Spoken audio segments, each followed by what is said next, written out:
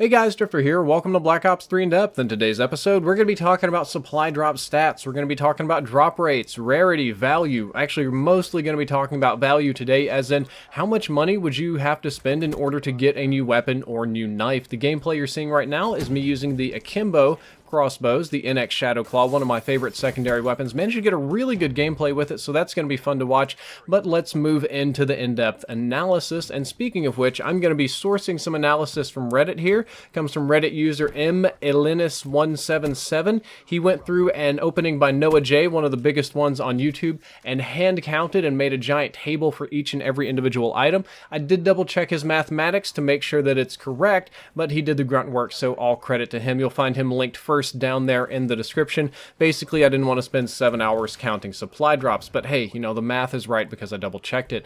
Based on his mathematics and my double checking, if you're opening rare supply drops, and if you're opening them in bulk, not one, because when you deal with probabilities of one, it gets a little bit crazy, you'll find that about 32% of all items in rare supply drops end up being common, which is expected because it's the most common and most frequent item in the game. Except since we're opening rare supply drops, we've kind of skewed it a little bit. So we've actually got 37% on rare, but that makes sense because it does promise us at least one rare item in each box. Coming in at legendary, that's 20%. That's some of the new guns. And epic is a surprisingly high 11%. So 11% of your items are going to be epic. I didn't think it would be that good. I thought it would be worse than that, but this doesn't tell the whole story, because the question you really want to know is, well, how many of these are new knives or new guns or something like that? Well, if you want to look at it like that, about 31% of all the items that you're going to get in supply drops, and again, this is not for an individual drop, but this is all of them in bulk, because most people open them up in bulk, even if they're doing crypto keys. You get 31%. Other at 25%, I know is a deceptively large category, but that's decals, that's reticles, that's gun variants like Neptune and KGB and all that kind of stuff, and textures and whatever. A lot of the smaller items go in other. About a solid quarter of it goes to gestures, which I guess is kind of cool. About 20% or 19% or 1/5 is going to clothes, and weapons and emblems are surprisingly rare at less than 1%. Actually, it's not surprising that the weapons are exceedingly rare, but the emblems that you unlock are also very rare. They're both 0.8%, but I thought it's a little bit easier to just figure on them being 1%, a little bit easier to remember.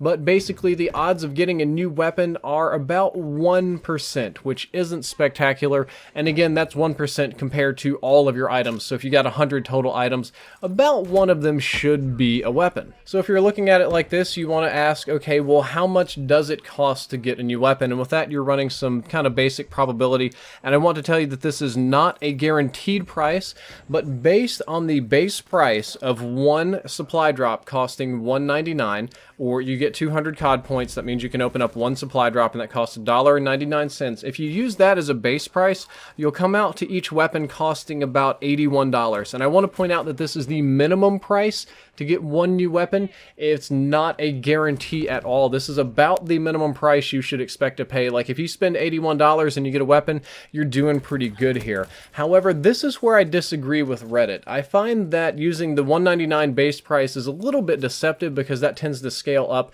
because there's efficiencies with buying more supply drops. As you can see on the PlayStation Store, not only do they scale differently with how much money you spend, but you get bonus points and all kinds of stuff like that.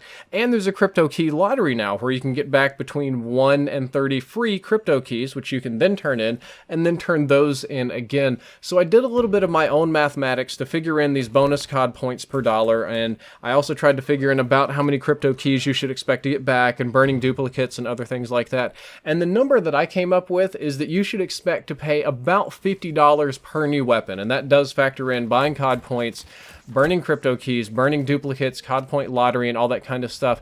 I would expect for you to spend about $50 for each weapon. Now, in the past, my personal experience has been a little bit worse. Previously, I was sitting on about 90 to 100. Yesterday, I did some openings. I went on a pretty good hot streak, and I was doing about one new weapon per $30, $35, but it's an average. It varies, right? But I would figure on your minimum price being about $50. The next question becomes, Is this worth it or not? And of course, this is for the individual user, but another Reddit user came up with a brilliant comparison solution, one that I honestly never would have thought of. His name is the Alien Zombie, and he used pretty simple math, division, to compare the price of a supply drop item to the price of buying things in Black Ops 2 or Call of Duty Ghost. So if you remember in Black Ops 2, you could purchase a camo individually for $1.99, and this camo would apply to all of your weapons in the entire game. And if you remember in Call of Duty Ghost, you could purchase things like voice packs, which are roughly analogous to taunts and gestures, or you could purchase little body customizations and stuff like that, which are roughly analogous to the clothing. And of course, you could get the Ripper, the Maverick, and things like that, which compare to the weapons in the game. Now, based on this mathematics, we're doing some pretty simple thing like $2.99 by about 30 weapons, so that's $2.99 divided by about 31, or 31 for this game. You get each epic camo worth being about 6 cents, each taunt about 6 cents. Clothing goes up, each item of clothing is worth about $1, weapons are about $3, and knives are approximately $2 in value. Using this rubric, you can see if you open up a supply drop and you get anything out of it that is 2 pieces of clothing, 1 weapon, or 1 knife, you're kind of gone net positive in money as far as overall value. But that's if you open 1 supply drop and you get that, which, as we know, is extremely unlikely, less than the 1% zone. Most of the time you're getting camos and taunts or even decals and stuff, which are worth less than the items on the screen here. So as far as investment wise, that's going to be a net negative. Prices go up over time, things change, development costs change. I would expect if they were just outright selling the new guns now, I would bet they'd probably be like $9 each or $9.99 or whatever. But you can still kind of see the supply drops are a gambling system, and in that system, the house always wins. The rest of this episode is pure opinion. I want to point this out. This is my opinion on the RNG system. What I just went through was maths. That was about as factual as you can possibly get. But in this next bit, I'm going to be talking opinion. I think that this system has a core weakness, not necessarily even in price. Now, compared to previous Call of Duty games, it's obvious that the cost to get new stuff has gone up, the frequency of new stuff has gone up, and the fact that it changes gameplay is also there, which most people don't like. However, almost every single game on the market is like that now. If you look at, we're going to talk like Counter-Strike, League of Legends, even I think it's Destiny doing RNG down. I don't even know. I don't play that game very much, but every game is going that way, so it's not unsurprising that Call of Duty is too. The issue is that the comparison isn't necessarily 100%.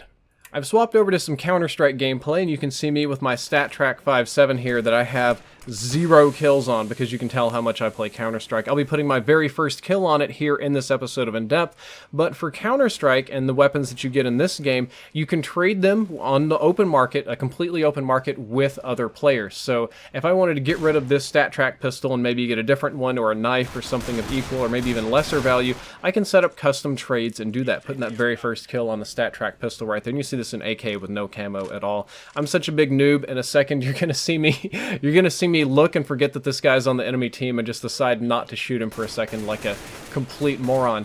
But in this game, not only can you trade on the open market, but you can sell for cold hard cash, sometimes hundreds of dollars of cash. So if you spend your money on these crates, there's a possibility that you could really get some real money back. Call of Duty, yes, you can burn duplicates, but the amount that you get back for burning duplicates I find to be insignificant compared to the odds of unlocking the items that you really want. And when you do something like burn 2 wrenches, which is admittedly a very rare item, you don't get that many crypto keys back. So that's kind of an issue. Another issue is that even if there was no trade back system, even if there was no system where you could trade or get money back or sell or whatever, that it's still not a fair comparison to other games like, say, League of Legends. This is me playing League of Legends. I'm doing arcade hack room, I'm running around in the jungle, and I'll admit to having spent about $300-ish on this game. I've spent a lot of money on League of Legends, probably a lot more than I really should have. I kind of got addicted to this game at one point.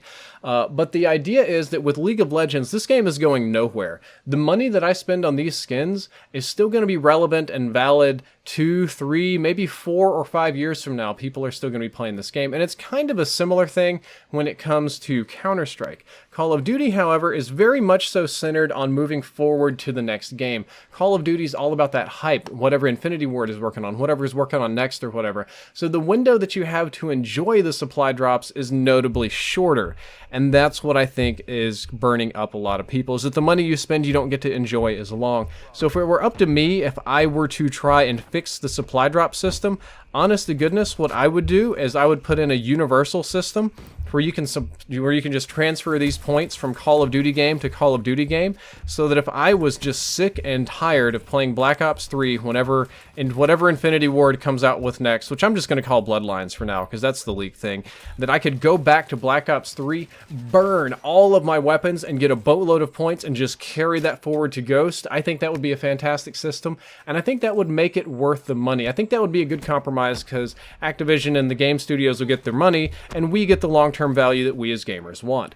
Guys, that's all for this episode. I hope that you enjoyed it. I hope that you learned something useful. If you did, don't forget to like, favorite, and subscribe. The previous episode was on the tracker perk, and the next episode I gotta keep top secret for now. Drifter out.